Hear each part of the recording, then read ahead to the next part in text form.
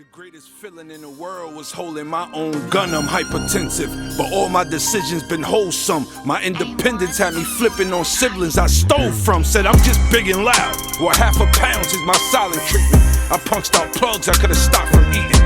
Jackie Gleason on the TV while his mama's sleeping. That plate was made, or he got that chick filleted like she Polynesian.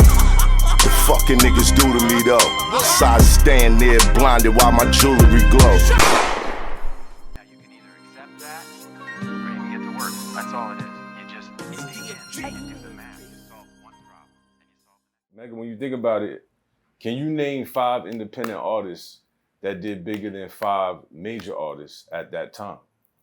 That's the answer is no. Right. The answer is no, with the exception of like maybe I can't name 5. Too short. I know stayed independent for a good chunk of his career. What about Master P? Master P started off. He started off doing this. I know it, E40 was running independent for a long. He was a big proponent of, but most of the Bay was independent. Yeah, that was on the West. But I can't can't talk about Jay? about East Coast. Jay went and got signed. He started off indie, but he he was indie first. Right. Yeah, a lot Everybody of the beauty of him signing though was he was able to remain him and with a $10 million and do him. This way, you know what I'm saying? But he got turned down from everybody though first though. Huh? Yeah, he got turned down from everybody. Then, they like, hey, fuck it. But this is what everybody felt and realized. Throw him on this. A lot of artists that signed when they did sign to the majors that came from independent, you know, they signed for a certain amount of money.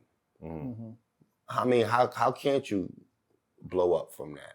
Like, let's be real. Right. Like, some niggas was getting the chain in the car. Let's be real. I mean, some niggas that was the artist under the artist. Yeah, niggas wasn't getting that You bag. understand what I'm saying? But at the end of the day, it was a lot of labels like that signed with the major that got multi-millions. Mm-hmm. So you was able to run your record label correctly and run your shit a certain way. We never came in piggyback. Let's be real. We never came in on a piggyback of somebody or somebody throwing us a handout and say, it was all grind, the team, organic structure. Yeah. Absolutely. The DR period. Absolutely. Well, DR period, absolutely. DR period was the scientist as far as crafting the music. Right.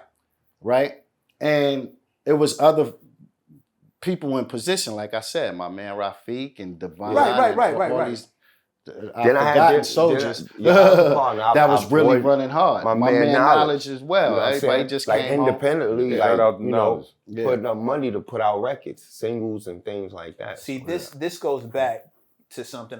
I'm glad we have you guys in the room to actually like really nail this point home. Yeah. We've been talking in this room for a long time about how there was no real independent scene in NYC. We talk about that, not compared to the Bay, not compared to Texas, where artists can function, have great careers with no backing from a label whatsoever. Shout out to Paul Wall, Slim Thug, all them boys. They was doing it. Independent. But remember, we always have these discussions, and I talk about how the labels purposefully squashed out the independent scene in NYC because all the labels are here. Right. So it does not benefit them to let Lone Sharks and these crews flourish on their watch to the point where they're now competing with the guys that they just signed for a bunch of money. You gotta think I either gotta go get him or I gotta squash the whole. I gotta get them out of here because we was already competing because we was already on tour. While a lot of them wasn't on tour. I don't want to name names, but there's a lot of big artists I used to sit with. Used to be like, y'all just coming from Europe? And we like, they on their 3rd album. They like, been to Europe. But we was shaking and moving. We was shaking. That's what I'm saying. It was regardless. Like we was out and about. Geography-wise, I mean, New York is small compared to Texas and California. Facts. We think about these other states that have got a all lot these of independent artists, and it's highly competitive on this, and it's the birth of hip-hop. Right. So everybody has their own unique style, and the only way you're gonna know who's who on the independent route is if your feet is on the ground. Mm-hmm. If you're on the street, like, you got to go over to Mad Wednesdays to go battle Smoothe and Trigger. Or you got to go over here to do this. Lit when you did all that. Pozo Lounge. Pozo Lounge, Lyricist Lounge. Shout out to Danny. Yep, shout out to Danny. Yep, that's right. Definitely. I mean, I love what it cost us. Sometimes I wonder if it was worth it. You dig what I mean? What it Right. costs. Right. Everything costs. Every Right. move you make costs. Right. It's gonna cost you something. Right. Getting talent like Jay-Z, getting talent like Trigger the Gambler by way of the whole unit, getting talent like Mace and the Locks and DMX. Like, we got these monumental, groundbreaking, genre-forming artists, and we gave them to the world.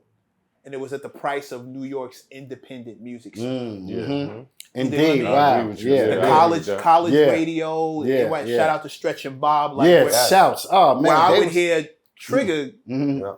and Yeah, Smooth going off Mhm. freestyle wise. Those That's how radio I first stations heard that you them. didn't Yeah. know how to find. Yeah, yeah. You Somebody had to find tell you in where to it tune was. in. Yeah. And you hear this dude going nuts. Mm. And now New York does not have an indie scene as the game has turned to lean on independent music. Right. New York doesn't have an indie scene. Right. Well, And this is this era that these dudes came from was the turning point where I've always believed the labels specifically said, okay, Yeah, we gotta stop this. Yeah. Right. We gotta And the stop way this to right do now. that, and the way to do that is manufacture, or not.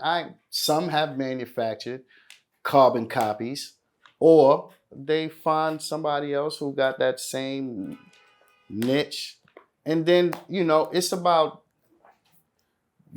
programming, marketing, promotion. And they shut down a lot of and them. I sell you on this man who never did a thing in his life, but this imagery sounds and It sounds all good. of this shit sounds so right that you gonna buy into it Anyway. You know what I mean? But the difference between then and now is the advancement of technology too. Yeah, You feel me? absolutely. Like, Because during everybody that has time, access now. niggas was Absolutely. putting up posters, all types Yeah, of shit. yeah, During yeah, that. yeah. It was Yeah. groundwork. At the time. You had the Yeah. street Already teams did. and all of that. Yeah. You know, Now I can go to the studio, drop go on a six- social media a and six- just- I could drop a 16-bar verse with just a hook and post it. Put And about 5,000 behind it Exactly. for advertisement, Right. And the label's gonna be like, "Oh, them numbers is doing good. We can turn that yeah, we 5,000 can- into to 5 million. yeah. Call them up to the office. Hell So yeah. it's different now. It ain't the same way it used to be. Yeah, I did a lot of that- groundwork that's with it. Big and Jay. Did y'all do any music with them?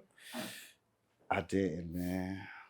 You had the Hustler, Jay. I know Jay was supposed to got on a remix to that. Yeah. Is it a reason why he didn't get on that remix? Nah, it was. I think it was the politics behind the curtain. Everybody was running at the time. Like I was recording the album, actually trying to get signed, and we was missing each other on the cross.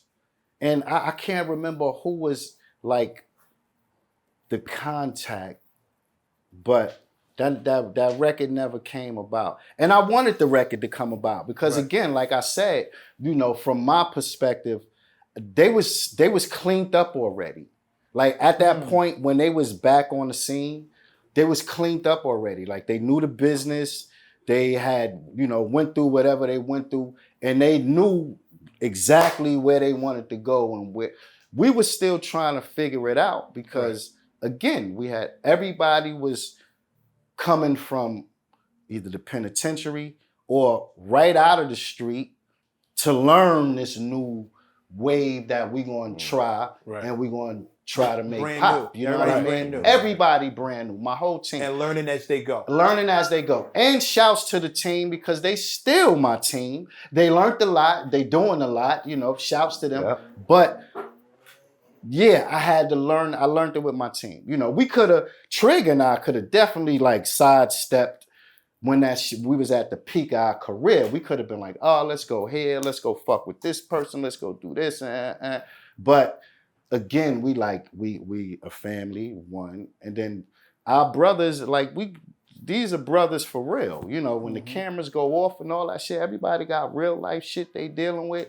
Shit ain't all, this ain't the video. So we like to keep it like that. You know what I'm saying? Our foundation is super solid. Right. So did you run into Jay after that?